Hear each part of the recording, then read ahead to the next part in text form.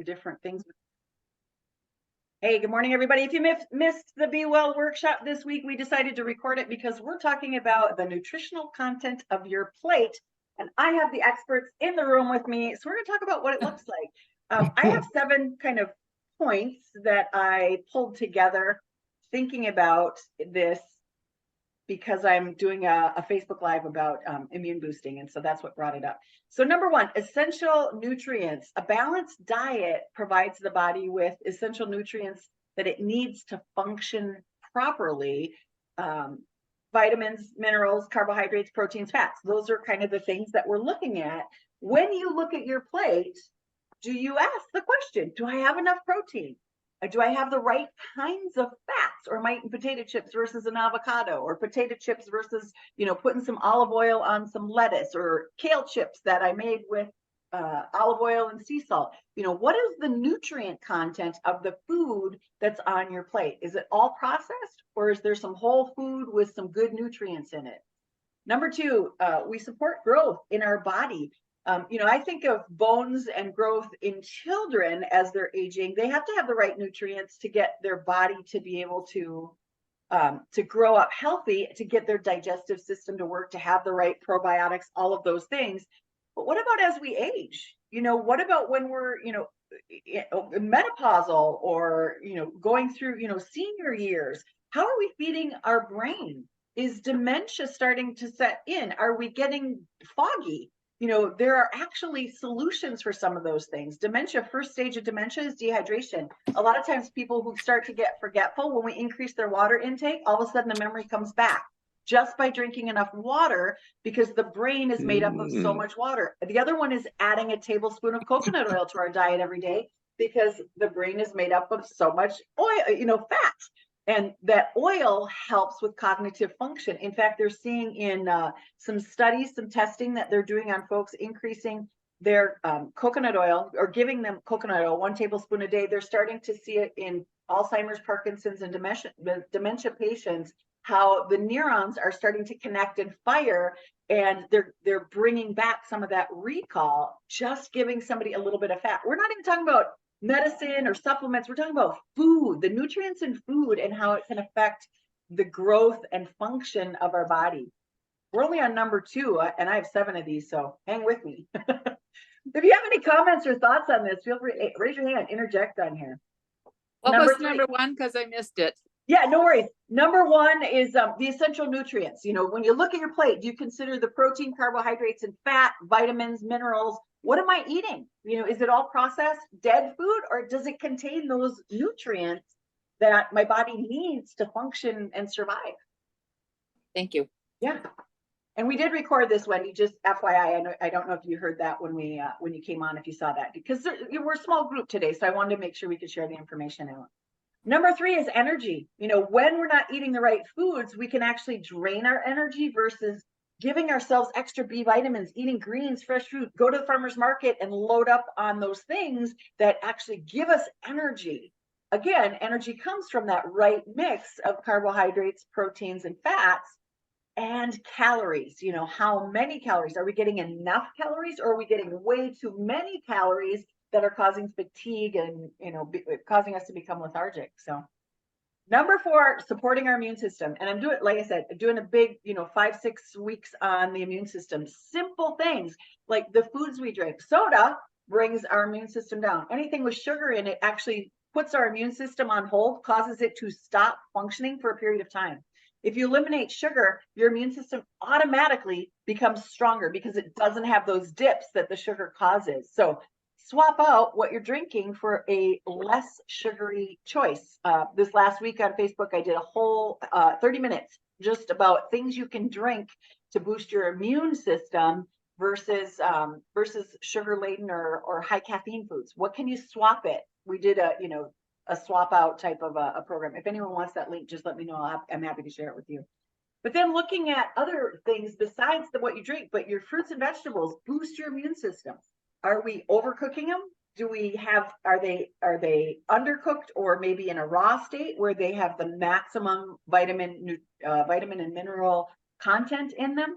Are we choosing lean proteins, or maybe even grass-fed organic meats versus things that might have hormones and pesticides. You know, if we have pesticides in our grasses and we're feeding that to our cows, all of that stuff that the animals we consume, all of those toxins, pesticides and things, if the animal consumes it, we consume it through consuming it to them. Like, it doesn't get eliminated out of their meat when we eat it. So looking at how are we supporting and protecting our body and building up our immune system and giving it the nutrients that we need by the food choices that we make.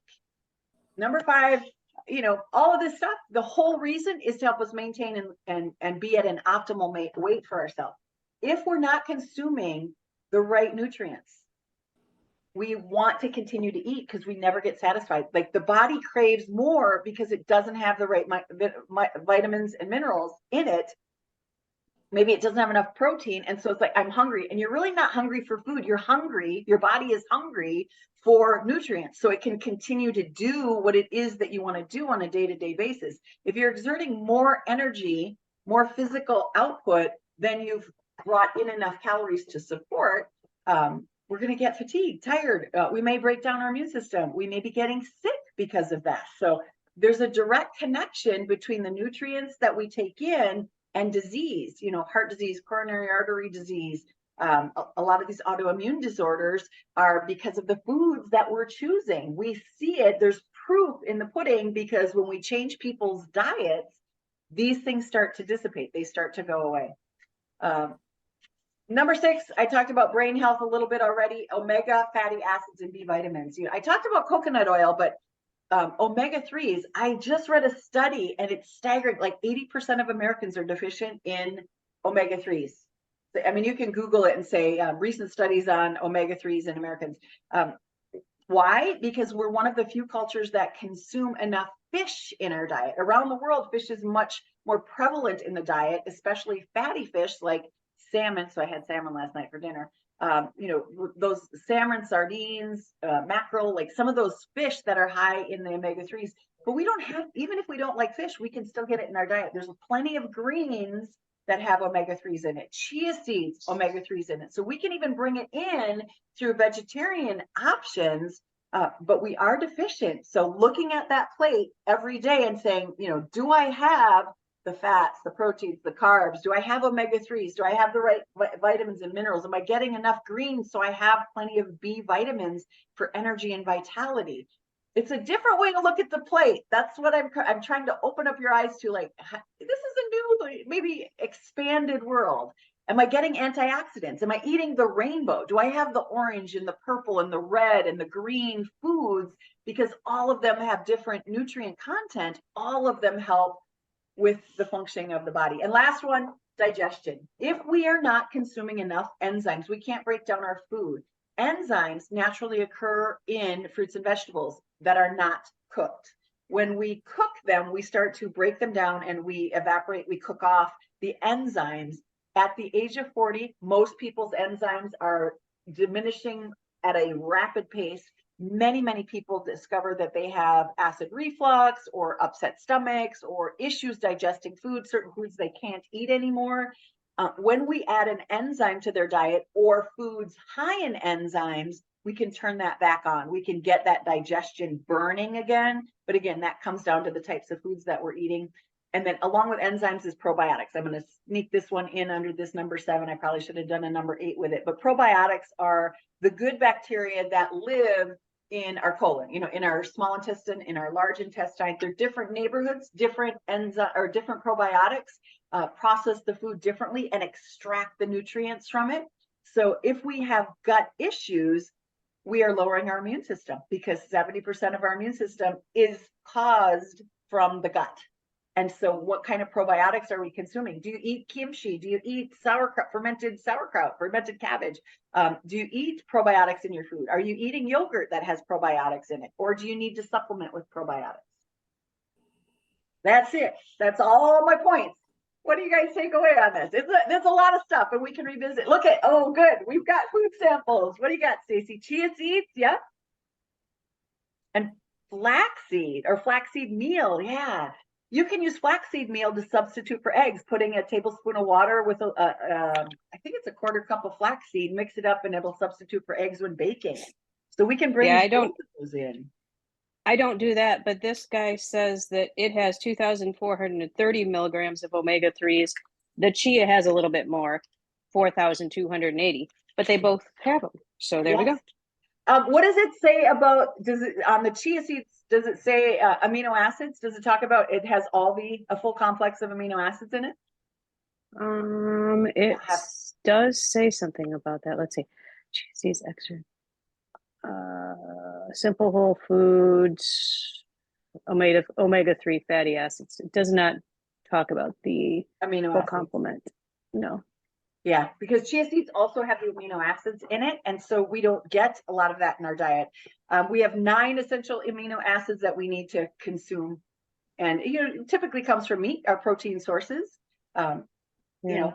Again, that's quality protein sources. How are we consuming that? And we can get them in other foods. Like aloe has your essential amino acids in it. Chia seeds has your essential amino acids in it. So you don't only have to get them from meat. There are vegetable sources from that. There are other foods as well. Have you guys thought about this idea of like, what's on my plate? Or do you just eat the food? Like, do you consider or give thought to, am I consuming the right amount of carbohydrates, proteins, and fats for my body? Thoughts on this? Come on in. Yeah, Lori. Okay, so I had a success this week, a non-scale victory, I guess you could call it. So on Sunday, I was in a golf event and my tee time was at 11 o'clock. And I'm like, I'm going to be playing golf over the lunch hour, probably not get done till 3. And when I play golf, I usually have a light string cheese and an apple and all kind, and I take plenty of water. And I'm like, oh man, I was like, oh, over the lunch hour, I'm going to need something a little extra to keep me going during that round. And I'm trying to rack my brain. And I was like, oh, I got hard-boiled eggs in the refrigerator. And I didn't want to really fiddle with a sandwich, while I was playing. So I peeled a hard-boiled egg and put it in my cooler. And that held me over till about 3 o'clock when I was able to eat lunch. Yeah, protein and a fat. Yeah, and a little bit of carb there. You got your apple for your carb, your cheese for your fat, and your egg for your protein. Perfect. And those things, like that's the nutrients that your body needs. You're out there swinging the club. You're out there walking in the heat of the day and adding the water. Did you put any electrolytes or amino acids or anything in your water? No, Yeah, that's the only one that I might add is if you're out there sweating, and losing all of that moisture, adding a little bit of electrolytes. Electrolytes are just, kind of cell salts, some magnesium, potassium, and that would help keep those headaches away. Sometimes when we're out doing physical activity, we might get headaches from the sun and from sweating, and that's oftentimes just a little bit of dehydration because we're putting off more liquid than we're consuming. So adding electrolytes or a pinch of Himalayan salt to that, or putting a pinch of Himalayan salt on your egg will help you to absorb and hold on to the water that you're drinking so that it doesn't just go through you. Okay, thanks. Yeah. Who else? Come on in. Kim, you're in California, hot weather like me here, hotter than the folks up in the Wisconsin area. How do these different things sit for you? How do you look at your plate and make sure that you're getting what you need for the day? I think about it because I'm weight training. So it's important to me to get a lot of protein that helps with muscle recovery. And this go around, I notice I'm not as sore. And these are pretty intense workouts. I started another new program by Caroline and it's like, holy smokes. Yeah. But I feel so good. And I mean, part of that is the nutrition, and it's important to get, like what you said, protein, carbs, the right amount of fat, all of that. And I do notice a difference when I don't get those and when I don't get enough water too. So do you use like a post-recovery, like a post-workout recovery drink at all, like amino acids in your liquid, water? I drink a protein shake, the Quest protein powder. I just put a scoop of that with my lunch. I have that with my lunch, and that does help too. Yeah, but no amino acids. I think there are some in that. There is. Okay. It's been a long time since I've read the label on that thing. Yeah, I'd be curious because that's another one. I mean, when you go to the health food store, they have this whole section for people who do weight training and fitness. And there's BCAAs, which is branch chain amino acids. It has your 3 primary amino acids that we use up when we're doing weight training. So a lot of folks will use that while they're working out to give them that extra rep, those extra, you know, a little bit more weight that they can push. Otherwise, post-recovery might have all of the different amino acids. And they are the building blocks of protein. So if you're taking protein, it's in there anyway, but using like BCAAs during the workout can also help with recovery and improve performance. So how are you, you know, and it doesn't have to be just somebody who's doing weight training. If you're out gardening and you're sweating and you're pulling out roots and you're moving plants around, that's similar to weight training because of the type of movement you're doing and you're out in the weather. Rather than just having water, can you improve your nutrients, your vitamin mineral content by adding something to that water to give you that boost, whether it's electrolytes, amino acids, a pinch of Himalayan salt that might have trace minerals in it. We can increase and improve the condition of our body by just taking a look at what are we adding? You know, we don't have to eliminate necessarily foods that we're eliminating, but is there something that might be missing that we want to see if it will give us that edge, that just turn it up just a little bit. It's a micro distinction, just a little bit more improvement. And maybe it will make all the difference in the world in how you feel throughout the day. Anybody else on this one? Oh, yes. Tell me about that, Bev. I used that years ago. Yeah, well, I haven't had any lately. Usually I have a couple of shakes for breakfast during the week, and it's been a while, so I probably should get back at it. But it has, the one thing I like about this protein is there's no artificial sweetener, no sucralose, none of that stuff in it. It's mainly, what do they say, soy yogurt and It's honey. soy-based, Honey yeah. is the, Yeah. and there is it says typical amino acid profile. So it has Yep. all the various amino acids. It has a ton of different vitamins and minerals. And I'll make a shake out of it. I'll put chia seeds in it. I'll put flax seeds in it. Strawberries, banana. You know, I put a whole gambit of stuff just to, because otherwise it's kind of thin and runny, and it's like, yeah, I like it a little thicker, like a shake. Yeah. The nice thing about that one is that it kind of has a nutty flavor to it, and it's not totally powdered, right? Like it's a little bit. No, it's what I powder. remember, It's powder. it's almost like seeds, isn't it? No, it's No, powder. it's super but it's a powdery? little, it's not like some of the protein powders are more, I want to say granule Yeah. type.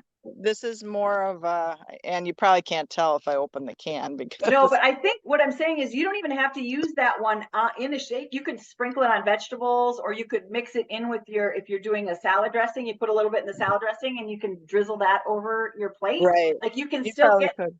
that without it. Like some protein powders have a unique, distinct flavor, and I might not want to do that.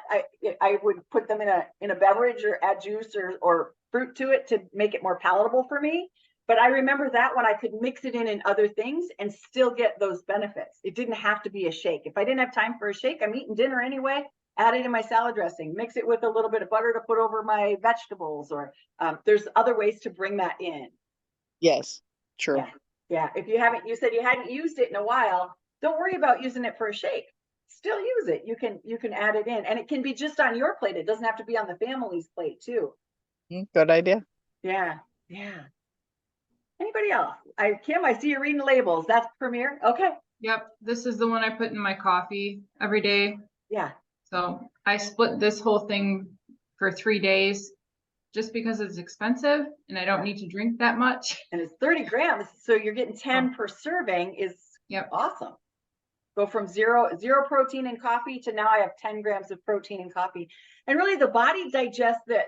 Studies show about 25 grams of protein per sitting. So we don't need drinking that whole thing. Like we might be wasting some of it. Like the body's just going to get rid of it rather than being able to absorb it and use it.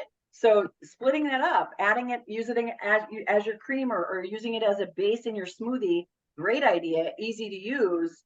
But you don't need the whole thing. Yeah, to make it more cost effective and still get some protein in your diet. Kim, I didn't get a good view of that product. What was it? Premier Protein, it has 30 grams per serving. That's the latte one, right? I've used the Yes. latte one. Yeah, they have a vanilla one, I think, and I use the vanilla for cream as cream in my coffee instead of cream. This And one is my favorite. I've tried so many and I'm like, this one, I don't know. Over the years, I've gone from like all the sugar in my coffee to like basically black. And this, A it little bit tastes of like coffee. So yeah, that has it's the at latte Costco. flavor. Yes. Yeah. Yeah, going to the store and seeing all of the protein products is a little overwhelming. I So go and I don't want to read all those labels. yes. Premier Protein is the highest. It's the one that I use as a meal replacement for my mom because she's under 100 pounds now, and she just can't consume enough food. And so I'm trying to maintain. I don't want any more loss. We need to maintain as much as we can. So I give her those every day, and I split it in half, and she's getting 15 grams for breakfast, 15 for lunch, alongside with whatever food she can possibly consume. So it's a great option if you are not a meat eater and you know you're not getting enough protein. Coming to that, Kim, do you have a number you're trying to hit for number like of grams of protein that you're consuming a day? I never want to tell people what to do. I want you to find your own number, and if you know your number, I'd love for you to share that in here. But Kim, is there a number you're shooting for? Well, when I first started, I was curious how many grams of protein do you need to consume to build muscle? Because that's kind of my goal. I've lost so much muscle mass over the years. And I found a formula online, and I can't for the life of me remember, but it's whatever your weight is times 0.2 or like 1.2 or something like that. And I think it came out to like 120 maybe a day to Wow. build, Yeah. and then a little bit less than that to maintain. So I'm hitting that pretty much every day if I stick to what I have tracked for eating, because I pretty much eat the same breakfast every day.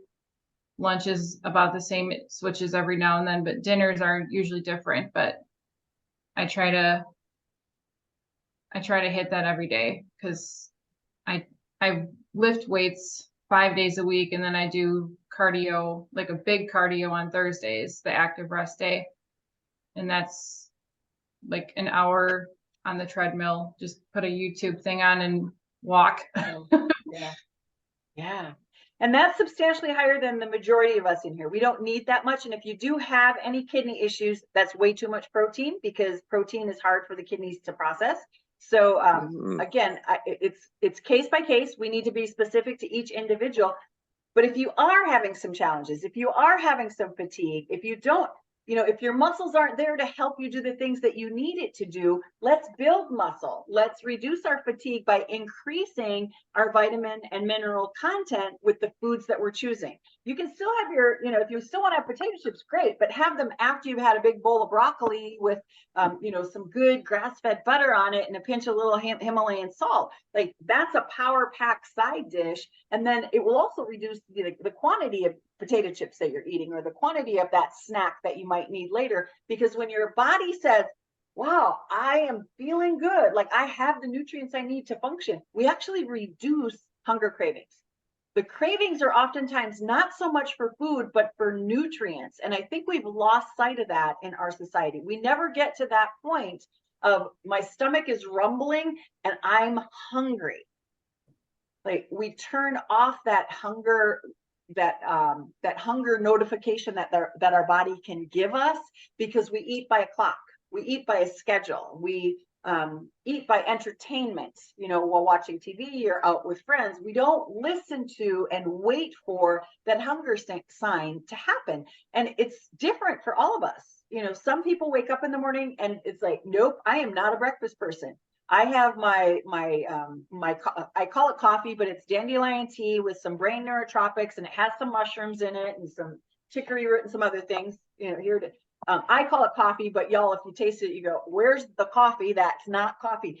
So that's enough nutrients for me, and I'm not hungry till 11, 12, 1 o'clock some days. So we have to find those places that we can plug in nutrients but still get our food. For me, 2 meals a day is great. You know, if I can have a lunch or even one meal, a dinner, lunch, dinner, midday, and then something smaller at night in the evening that's still got a bunch of nutrients in it, that's ideal. That's where my body likes to be. When I over consume, I just want to go to bed. I just want to crawl in bed, and you know, my body doesn't like it. So what is it for you? Anybody want to share?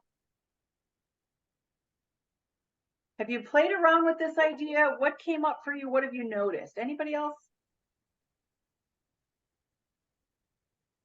Oh, Kim just shared in the chat, for those that are watching the recording, to increase muscle mass, eat 1.2 to 1.7 grams of protein per kilogram of body weight per day, or 0.5 to 0.8 grams per pound of body weight. So whatever you weigh, multiply it by 0.5, 0.5, 6, 7, or 8 to figure out what the recommended protein intake is. And again, I don't want you to stay rigid with these numbers. There's studies that verify this, that back it up, but every person is different. If you have things that you're being challenged with, then that's a consideration. You know, especially kidneys. I'm dealing with that with both my parents right now, so I have to monitor and manage their protein intake so we don't overload them. And too much protein in their case, where their body is working, will fatigue them. It won't actually give them support. But I want to hit that mark, that ideal number, so that they have enough energy to maintain and have and create that stamina that they need throughout the day. Another post that Kim shared, 0.36 grams per pound of body weight for the sedentary person. So taking your weight, multiplying it by 0.36 grams will give you the suggested protein amount for your day. At least a starting point. At least you have a number to start with. All right, this is a totally nerdy session. We kind of probably maxed it out. We'll stop here. I'm going to turn off the recording. We're going to field some questions from the group that are here. And I hope this was helpful for those of you that couldn't make it. Thanks for checking it out and watching it.